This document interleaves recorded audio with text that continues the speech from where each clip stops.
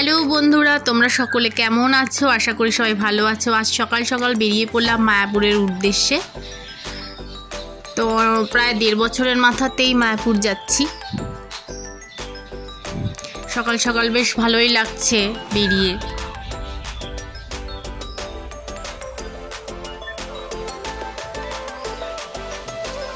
এই দেখো নৌকো ঘাটটা, এই নৌকো ঘাটের পরিবেশটা ভালোই লাগে।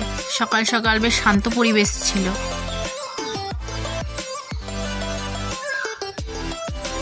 যাই হোক, যতটুকুনি পেরেছি তোমাদের সাথে শেয়ার করতে, আমার শেয়ার করে ভালোই লাগছে।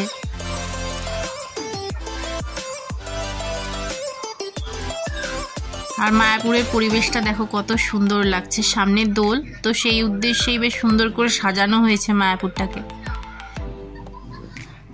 আর চলে গেলাম এই যে প্রসাদ খাওয়ার লাইনে। দেখো কত লাইন পড়েছে। গদা ভবনের টিকিট কেটেছি, 80 টাকার টিকিট ছিল। তো এই তো প্রসাদ নিয়ে এসে বসে পড়েছি আমরা খেতে। তো হাতে করেই প্রসাদটা নিয়ে এসে বসতে হবে খেতে। আর প্রসাদটা বেশ টেস্টি ছিল, ভালোই লাগছিল।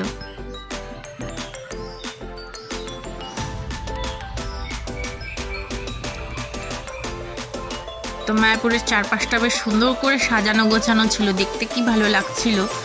অনেকদিন পর যাওয়াতে বেশ আনন্দই হচ্ছিল। দেখো এখান থেকে মন্দিরটা কত সুন্দর লাগছে। এখনো রেডি হয়নি মন্দিরটা, এখনো রেডি হতে শুনলাম অনেকদিন টাইম লাগবে, 2 বছর মতন। আর চারপাশে অনেক দোকানও বসেছে, নতুন নতুন অনেক দোকান ভেতরে বসেছে, ভালোই লাগছে।